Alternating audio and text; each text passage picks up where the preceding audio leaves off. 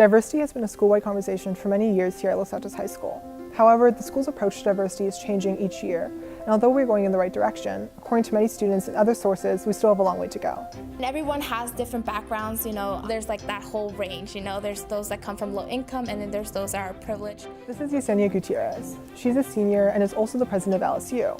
She mentioned that a main goal for LSU is to bring a little bit of the Latino community to our campus. It's been shown that by some year, the Latino community is going to be a majority, but in a way, even though we're quote-unquote going to be a majority, I do feel that we're still a minority. An interesting point she brought up was in reference to how social media has played a part in this discussion. Like the whole refugee thing that's happening right now. We see it, but there's no one really taking action. We just kind of see it. What Yesenia is referring to here is a concept called slacktivism. The Oxford Dictionary defines slacktivism as actions performed via the internet in support of a political or social cause, but regarded as requiring little time or involvement. Maria and Zoe from the GSA talked about their experiences with the student body and felt like our school was taking the right steps in making a more inclusive environment. They did mention how asking what pronouns people prefer could be more persistent. The goal for GSA was rather simple. We want to provide support for kids in the LGBT community.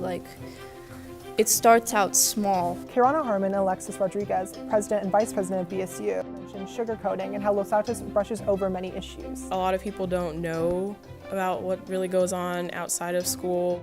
An idea they proposed was to start speaking in history classes on modern events during Diversity Week or throughout the year.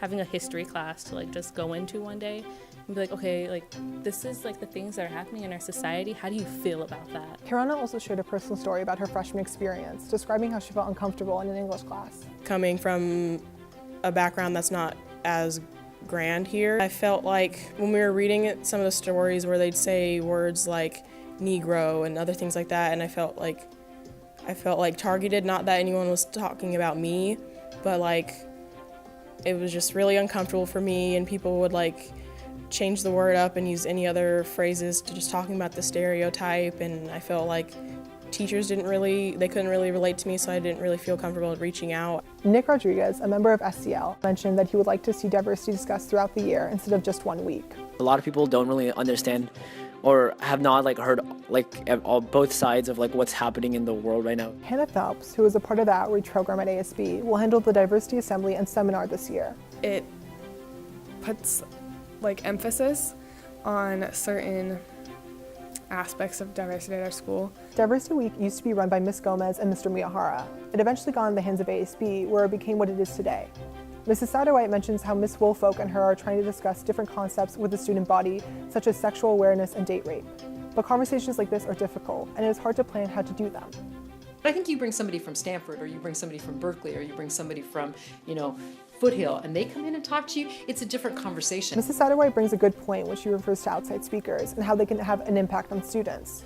Sometimes we as students don't take what our teachers say seriously in these tutorial conversations, and that comes from a valid concern that not all teachers can talk about diversity or these harder concepts and conversations as well. That's why bringing in someone to talk about these topics could really be beneficial. Mrs. Satterwhite also mentioned that she would be open to discussing modern social issues in history classes. We are all in this together, and that's the way we are going to make this world better. That's the way we're going to make this high school better. I think, it's never going to work if we become these separate islands. Overall, Los Altos as a school is taking real steps to address conversations about diversity, but we are just skimming the surface. There's much more to be said about what Kirana felt in her classroom and about why these topics are difficult to discuss. Los Altos is taking real steps in the future to be more inclusive and to expand the already short Diversity Week. It is important that each of us begin to act upon what we believe in, step up in discussions dealing with diversity and add our own voice. I encourage each of you to use your voice and to speak your truth. This has been Bobak Afshari, reporting for The Talon.